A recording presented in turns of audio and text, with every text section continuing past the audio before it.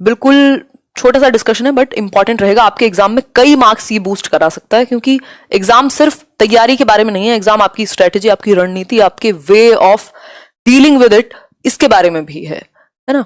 Paper 1 है ये, 5 subject हैं आपके सामने, भाई सीडीपी, इंग्लिश, हिंदी, जो भी आपने लैंग्वेज ली होगी, देखो एक बार इसको समझना जरूरी है।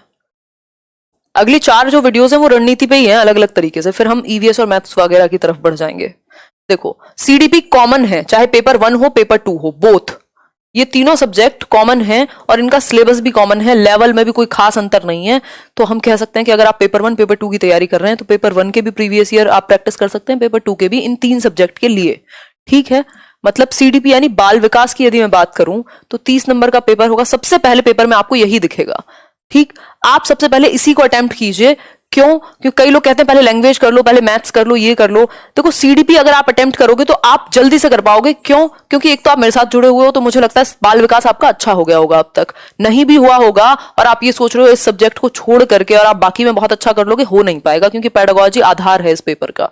तो सबसे पहले ये 30 नंबर बिल्कुल फ्रेश माइंड से आप जब जाते हो तो ये 30 नंबर, क्योंकि इसकी लैंग्वेज थोड़ी सी बड़ी होते हैं, क्वेश्चन स्टेटमेंट वाले आते हैं आजकल, ठीक। तो आप सबसे पहले इसे 30 मिनट में एक सेक्शन, 30-30 मिनट आप अगर एक एक सेक्शन को दोगे, जैसे 5 सेक्शन है, 5 सेक्शन है, अगर आपने 30-30 मिनट में डिवाइड कर दिया, 30 इसको 30 इसको 30 इसको, 150 मिनट खत्म, 5 सेक्शन डिवाइड हो गए, घड़ी लगी होती है सामने।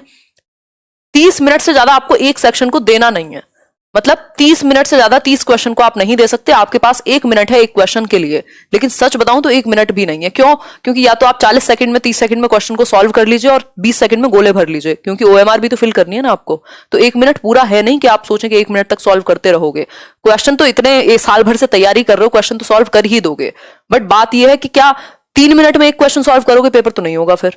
तो ये आदत डालिए अपनी कि जल्दी से जल्दी क्या कर सकें, आप सवाल को कर सकें और फिर उसके बाद ओएमआर भर सकें। ओएमआर कैसे भरेंगे? हर एक क्वेश्चन के साथ ओएमआर नहीं भरनी हमें, ये मेरा तरीका है, आपका कुछ और हो सकता है ना।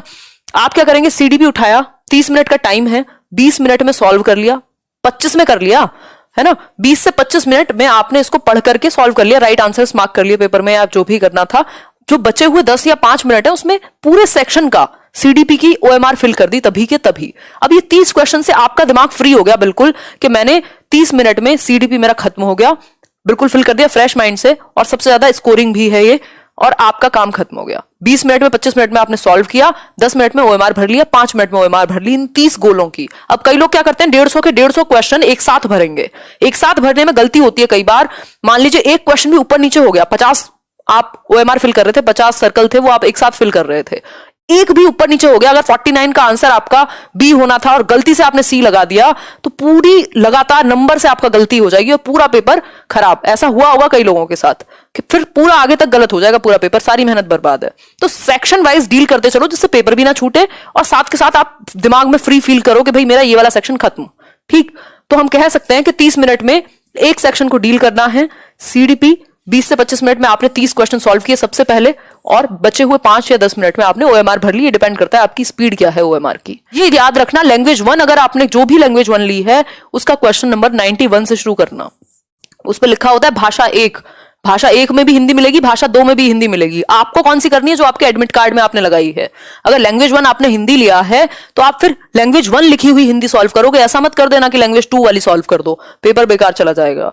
सीडीपी करने के बाद ये कंप्लीट हो गया, इसको हटा देते हैं।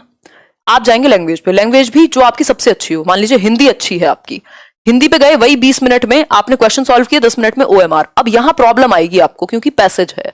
तो आप क्या करेंगे, हिंदी पे जाते ही पहले मुश्किल से 5 मिनट देंगे और पेडागोजी के 15 क्वेश्चन सॉल्व कर लेंगे, क्योंकि अगर आपने प्रैक्टिस की हुई है तो ये संभव है ना। 5 नहीं तो 10 दे देना, ठीक है, बट 10 दोगे तो प्रॉब्लम आएगी। फिर 5 से 7 मिनट में मुझे लगता है 15 क्वेश्चन आप सॉल्व कर सकते हो पेडागोजी के, क्योंकि हिंदी इंग्लिश की पेडागोजी उतनी मुश्किल नहीं होती और बहुत बड़े बड़े क्वेश्चन नहीं होते कंपैरेटिवली सीडीपी से, ठीक है। तो अगर आपने सीडीपी अच्छा किया है तो यहां आपको हेल्प मिलेगी उस चीज की। तो टाइम आपको मैनेज करने के लिए प्रैक्टिस चाहिए। आसान क्वेश्चंस भी अगर आप गलत करोगे वहां, या बहुत टाइम लेके करोगे, तो फिर कोई मतलब नहीं होगा, ठीक है बात। तो प्रैक्टिस दबा के करो, ताकि ये वाला जो लैंग्वेज का सेक्शन है इसमें पेडागोजी के क्वेश्चन ऐसे चुटकी में सॉल्व कर दो 5 से 7 मिनट में, और बाकी का बचा हुआ पैसेज उसको आप क्या करेंगे, फटाफट से सॉल्व करके 5 मिनट में अपने गोले भरोगे और नेक्स्ट पे चले जाओगे। नेक्स्ट क्या है, आपकी दूसरी लैंग्वेज। इसका भी पहले पेडागोजी सॉल्व करो, पहले पैसेज मत सॉल्व करो, पहले पेडागोजी सॉल्व करो। 15 क्वेश्चन सेफ हुए, चाहे तो भरना है तो भर दो, नहीं तो एक साथ 30 भर देना। फिर आप पैसेज सॉल्व करोगे। ठीक, ये कहानी आपकी 30-30 मिनट में खत्म हो जानी चाहिए। अगर एक भी सेक्शन 30 मिनट से ऊपर जाएगा तो प्रॉब्लम है, फिर आगे के लिए प्रॉब्लम आएगी आपको। होता क्या है, जो लोग लैंग्वेज बाद में सॉल्व करते हैं, कई लोगों का मैथ्स में टाइम खराब हो जाता है, कई बार ईवीएस अपनी मर्जी का आ जाता है सीटेट में तो मूड ही खराब कर देता है। ये पेपर 1 की बात चल रही है अभी, लेकिन पेपर 2 वालों के लिए तीनों बातें सेम हैं, अभी पेपर 2 पे भी आएंगे। ठीक है, तो अगर मैं बात करूं तो ईवीएस और मैथ्स कई बार मूड खराब कर देते हैं या टाइम ज्यादा ले जाते हैं, तो इनको बाद में करो। क्योंकि होता क्या है, लैंग्वेज सभी की नॉर्मल होती है, सबकी नॉर्मल होती है लैंग्वेज, तो कम से कम लैंग्वेज में आपके स्कोर करने के चांसेस ज्यादा रहते हैं, और फ्रेश माइंड से करोगे तो और ज्यादा रहेंगे। क्यों? क्योंकि पैराग्राफ है, पैसेज है, ठंडे दिमाग से करोगे तभी रहेगा। लास्ट में जब आप पैसेज सॉल्व करते हो तो अक्कड़ बक्कड़ बम्बे वो हो जाता है और आपका पेपर जो है छूटता है। लैंग्वेज में आप अच्छा स्कोर कर सकते थे, बट आपने बिल्कुल एंड तक आते आते टाइम ही नहीं बचा, आप मैथ्स में ही सारा टाइम खा गए, ईवीएस में ही सारा टाइम खा गए, जबकि ये तीनों सब्जेक्ट सबसे ज्यादा स्कोरिंग है, सीडीपी, लैंग्वेज 1, लैंग्वेज 2, और ईवीएस में अगर एनसीईआरटी से आ जाए तो फिर तो बहुत बढ़िया बात है, नहीं तो पेडागोजी तो आप सॉल्व कर ही दोगे।